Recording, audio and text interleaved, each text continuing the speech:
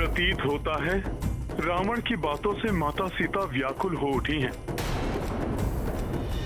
अपना राजपाट और भाग्य गवाकर वन वन भटकता है, धरती पर सोता है। मुझे तो शंका हो रही है कि वो कहीं जीवित भी है कि नहीं।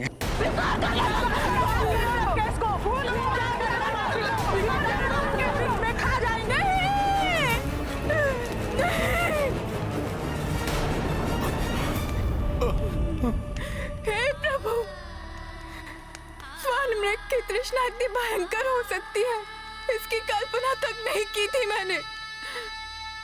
एक निरीह पशु की माया में आकर दूसरे हिंसक पशु के माया जाल में फंस गई मैं।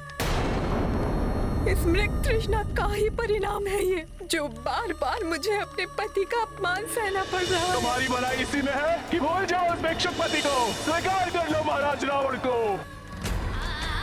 रावण ही नहीं, वो तुच्छ राक्षसियां भी मेरे स्वामी के प्रति अपमानजनक भाषा का प्रयोग कर रही है, जो स्वामी का नाम लेने योग्य भी नहीं है। रघुकुल की प्रतिष्ठा को धूल धूसरित कर दिया है मैंने। उस दिन उनकी बात ना मानकर उनका अपमान क्या किया, आज औरों के मुख से उनके प्रति अपमानजनक बातें सुननी पड़ रही है मुझे। समस्त रघुकुल अपमानित हो रहे हैं आज मेरे कारण। कदाचित इसीलिए अब तक वो मुझे लेने नहीं आए। उनकी बात ना मानने का ही दंड है ये।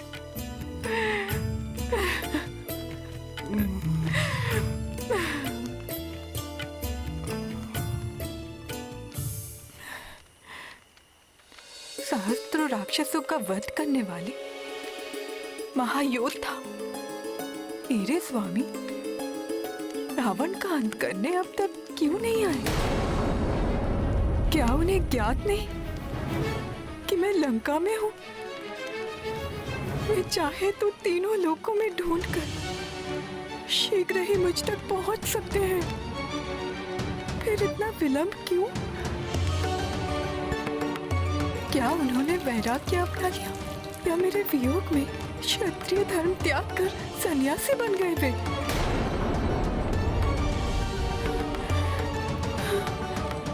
या कहीं ऐसा तो नहीं कि मायावी रावण ने छल से मेरे स्वामी के प्राण हर लिए हो? कुछ तो हुआ है जो 10 माह व्यतीत होने तक भी वे मुझे मुक्त कराने यहाँ नहीं आए।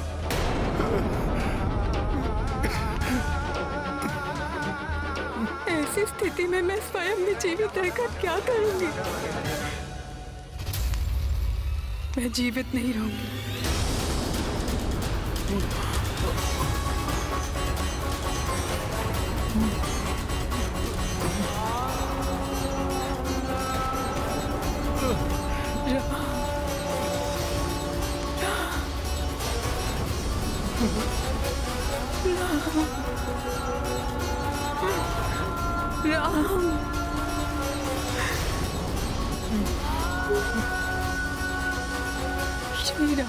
माता सीता को ऐसा करने से रोकना होगा। माता को आश्वस्त करना ही होगा, किंतु किंतु किंतु कैसे?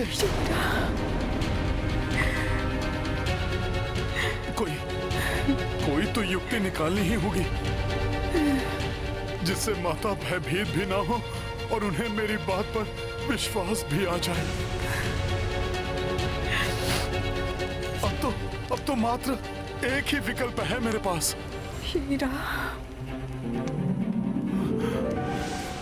श्री राम के बिना मेरे जीवन का कोई अर्थ नहीं। अब तो यमलोक ही मेरे लिए एकमात्र स्थान बचा है जहां मैं स्वतः पहुंच सकती हूँ।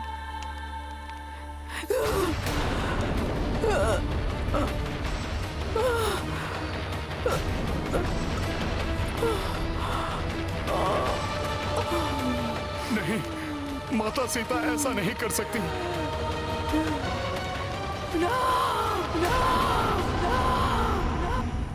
सीते, सीते, सीते, सीते। जय श्री राम।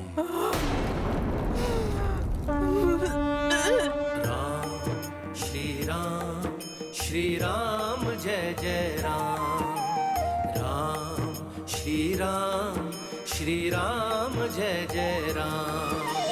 रघुकुल में दशरथ आंगन में चंद्रमुखी श्री राम थे जन्मे। हर्षित उल्लासित थी दिशाएं, दीप अवध प्रज्वल घर घर में। राम श्री राम जय जय राम, राम श्री राम जय जय राम। स्वामी के नाम की ध्वनि यहाँ लंका में, ये कोई माया है या मेरा दिवा स्वप्न या मेरा भ्रम?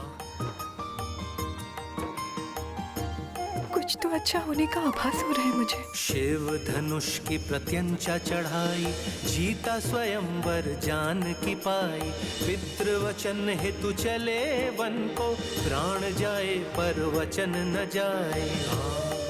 श्री राम जय जय राम, राम श्री राम जय जय राम। ये मधुर स्वर लहरी कहाँ से आ रही है? कोई मधुर स्वर में मनोहर सा गीत गा रहा हो जैसे।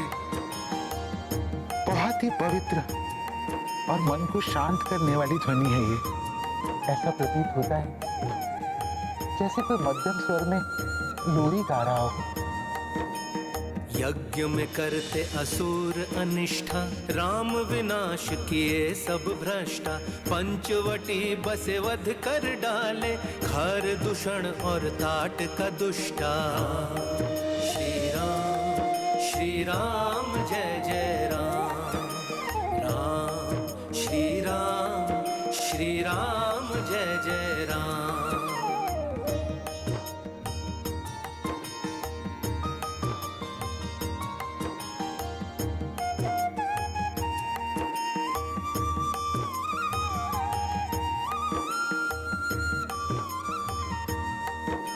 शोक राम को विधि ने लेखी, रावण ने हर ली बैदेही। किष्किंधा सुग्रीव मिले तब, राम किए वध वाली अधर्मी। श्री राम जय जय राम, राम श्री राम जय जय राम।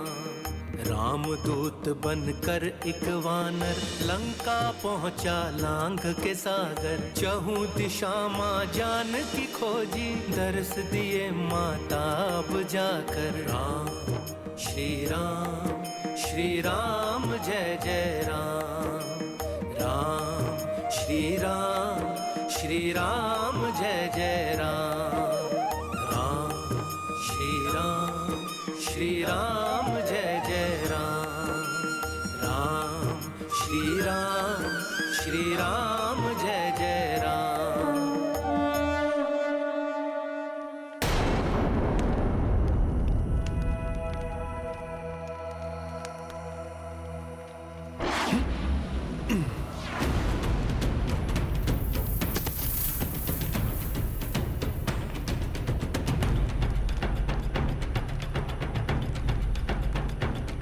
प्रणाम माता।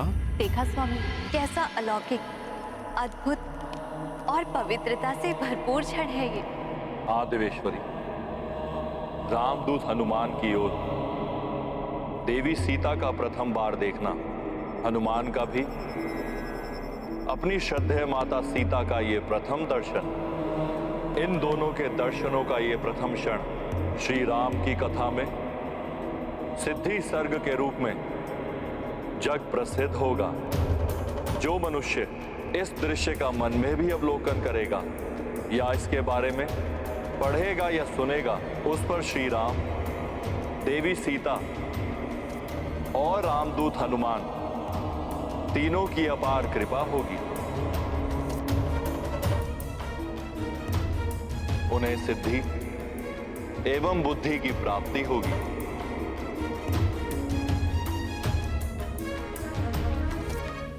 ये सत्य है या स्वप्न? वो गीत वाला वानर साक्षात मेरे समक्ष है। ये मेरे मन की कल्पना नहीं, सत्य है ये।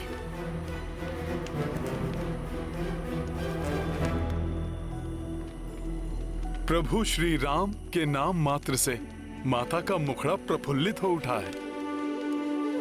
जैसे घने मेघ छट जाने से सूर्यदेव चमक उठते हैं। विरह के अंधकार में आशा का सूर्य आलोकित करने वाले ये वानर श्रेष्ठ जो भी हो, हे प्रभु बृहस्पति, मेरी प्रार्थना है कि इनका कथन सर्वथा सत्य हो। हे परमपिता ब्रह्मा जी, इनकी कोई भी बात मिथ्या ना हो। अब बस माता मेरे कथन पर विश्वास करके मेरी बात सत्य मान लें, जिससे मैं माता को प्रभु श्री राम का संदेश देकर इनके संतप्त हृदय को सांत्वना प्रदान कर सकूं। कौन हो तुम?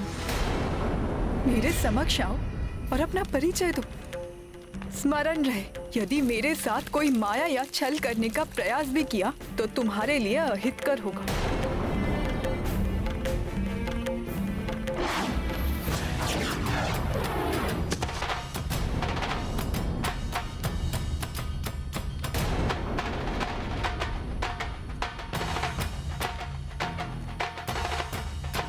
प्रणाम माता।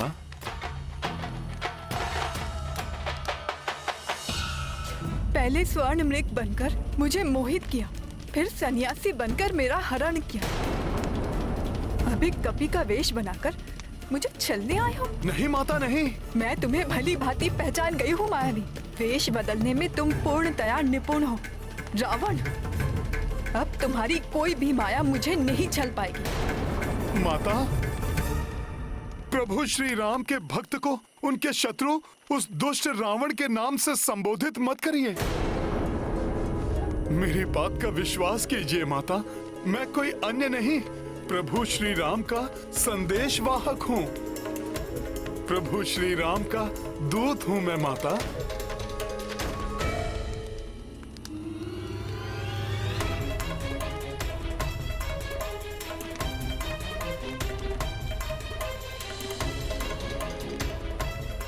प्रभु का कैसा अधम सेवक हूं मैं।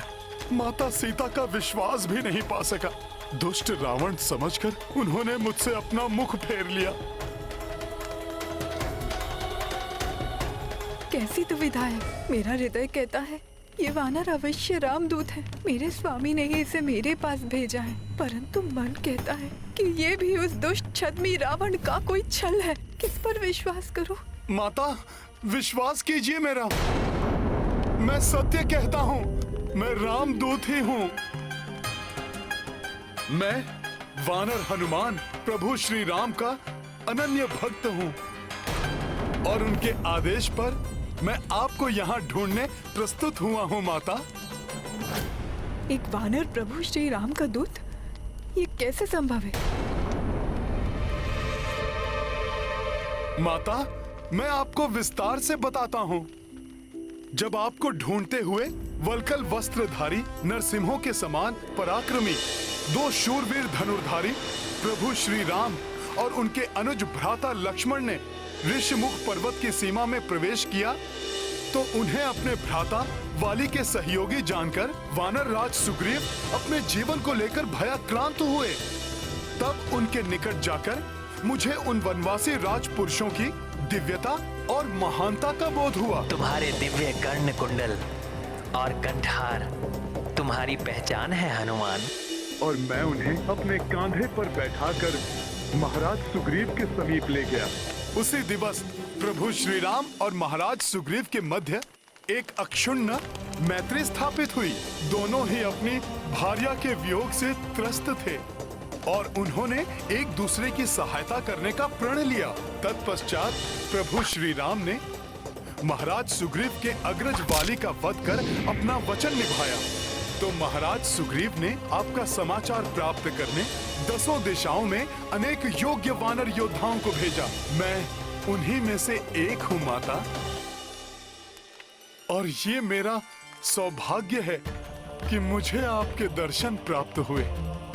हे माता, अब तो आपको विश्वास हो गया होगा माता कि मैं प्रभु श्री राम का ही दूत हूँ।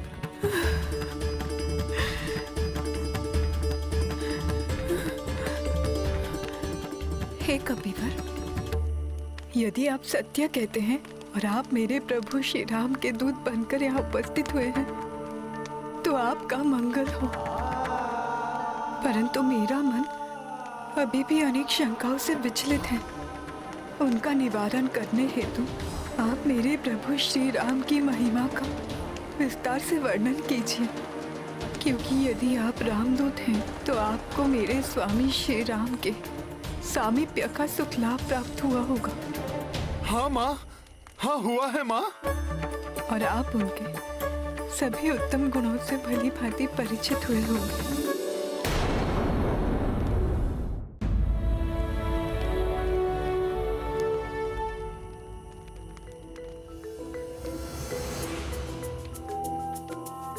माता, आपके इन वचनों का श्रवण हनुमान के लिए अत्यंत सुखकर है। सूर्य के समान तेजस्वी हैं वो और चंद्रमा के समान संपूर्ण जगत को शीतलता प्रदान करने वाले भी हैं।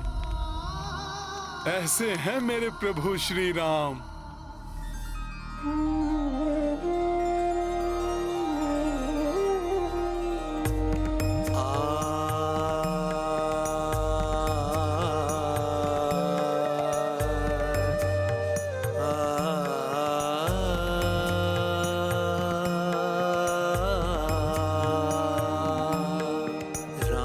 चंद्र ज्ञानवान नम्र भाषी शीलवान, चंद्र जैसे मुख पे सूर्य के समान धूप है, शंख जैसी है ग्रीवा भव्य लंब है भुजा, कामदेव से मनोहरी प्रभु का रूप है।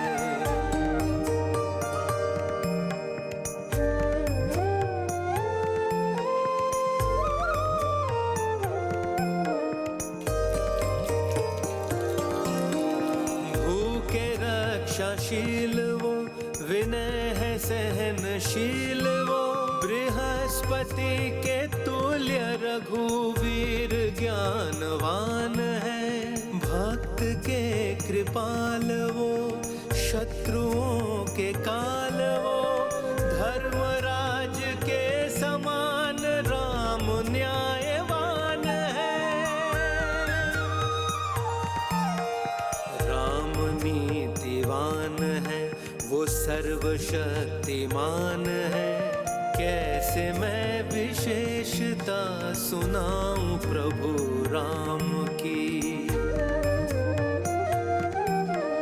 मन में लाख भाव है शब्दों का अभाव है, मेरे ही मेरा चे बसे है राम ही राम है, मेरे ही मेरा चे बसे है राम ही राम है, मेरे ही मेरा चे बसे है राम ही राम है।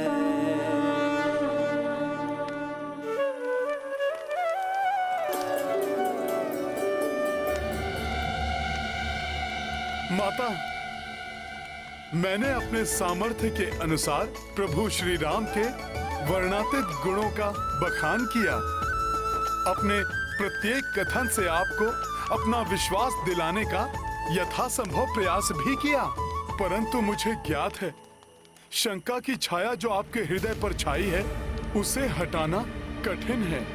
परंतु माता, जब प्रभु श्री राम ने मुझे आपको ढूंढने भेजा था तब भी मुझे इस कठिनाई का अनुमान था। इसीलिए प्रभु श्री राम ने मुझे एक ऐसी असाधारण, अमूल्य और विशिष्ट निधि देकर भेजा है जो आपको भी प्रिय है और जिसे देखकर आप मुझ पर अवश्य विश्वास करेंगे। जय श्री राम, जय श्री राम। ये देखिए माता,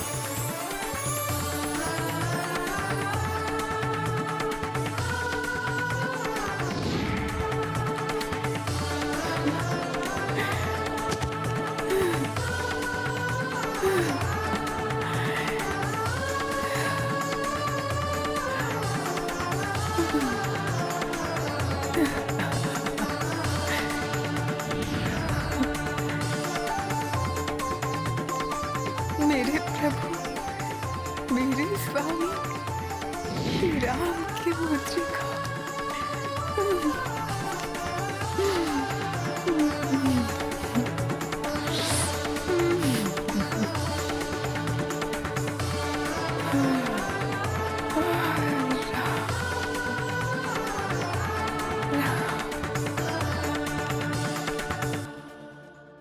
यदि आप सच्चे मन से सार्थक प्रयास करेंगे तभी आप किसी का भरोसा जीत सकते हैं।